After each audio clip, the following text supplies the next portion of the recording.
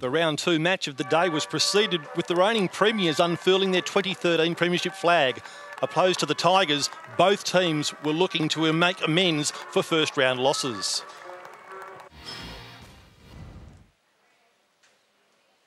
Jones, Kerr, away goes Strike.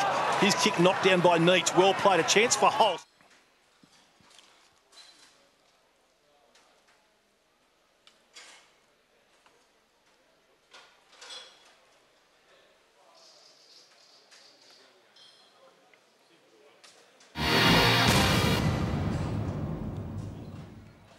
The round 2 match of the day was preceded by the reigning premiers unfurling their 2013 premiership flag. Opposed to the Tigers, both teams looked to prove that they could make amends for first round losses. A worm burner from Jones, Kerr, away goes Strike. His kick knocked down by Neitz. Well played, a chance for Holt. Can Claremont get a late goal? They need one. Holt waits for a teammate to come through in the form of Ledger, and that was high and should be down the ground. Gee, I'm not too sure exactly what was going through the mind there of James Batterham. Brown trying to crash through. Neitz, though, grubbers the ball toward the goal square. Charging out is Jordan Jones. Blind kick has landed with Ledger now. He's a good kick. He gathers it, puts it onto his boot and hammers it home. Well, Claremont have done all of the attacking. Looks like a clever play. This one off the outside of his boot was cleverly designed. It favours Foster, who gets one in the back but manages to steer it through. Well done under pressure by Andrew Foster. A lot of space forward of the footy, so obviously West Perth have changed that a bit. Gordon and Nelson combined, Nelson being the kicker, well inside 50. Gee, getting a strategic hand to it there was a Holt, but the ball fell to the favour of Anthony Salikas. Tough kick into the breeze, but we've said that before today, and they've made the distance from there. So Aaron Black from right on the 50. Plenty of distance, and what a mark! Oh, that's the trademark of Anthony Salikas. That is his textbook, but if you're a defender there and you're playing on Anthony Salikas, you've always got early body work. You're not going to ever let him have a run and jump at the ball. Darren, is this breeze across the ground and sort of almost favouring the end to the right of our screen is a bit unusual as Foster gathers the footy at Mr. Orzell. Through crashes Abbott. Now there's a chance for Brendan Abbott. Gets it onto the left boot, sends it high, and he's put it through.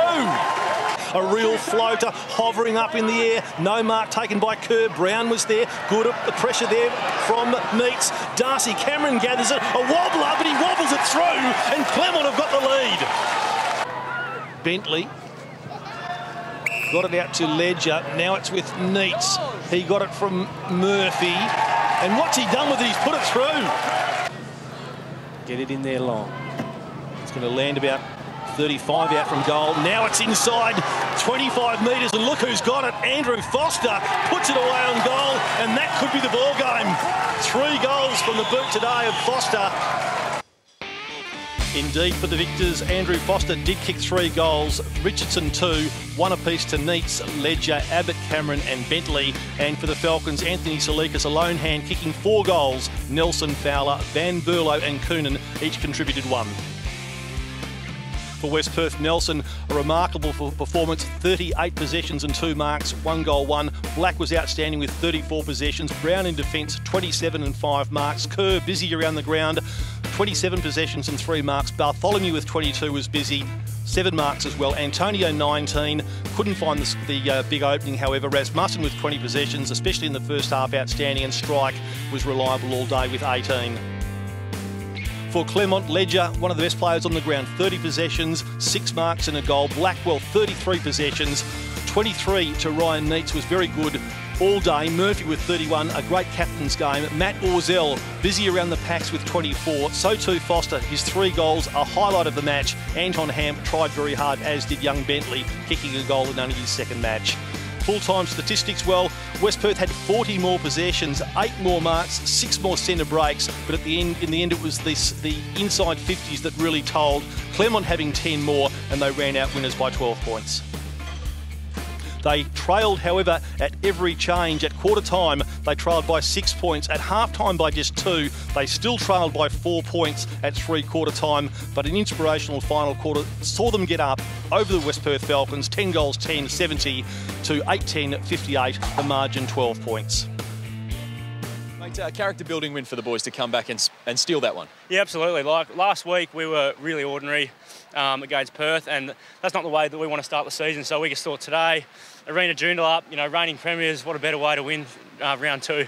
Much of the talk in the summer has been about the exodus from Claremont. Can you tell us about the blokes that are still there and the feeling that's still there? Yeah, we've still got a really strong leadership group with Blackie and Murph and Trinity Hanley, and then a lot of the guys in the twos that haven't played a lot of footy that have probably been good enough now get their chance. So we've got a really young, exciting group. I think there's lots to look forward to.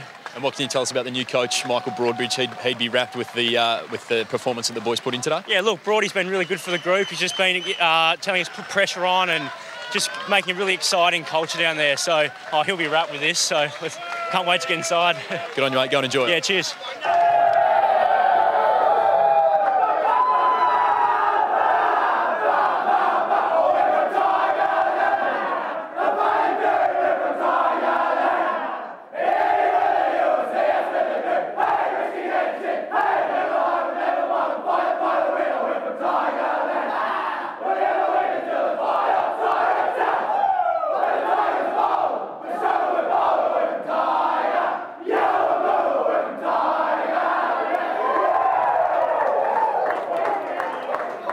Well, Michael, you've been in charge for 2 weeks and already experienced a high and a low. How are you finding coaching at WAFL level?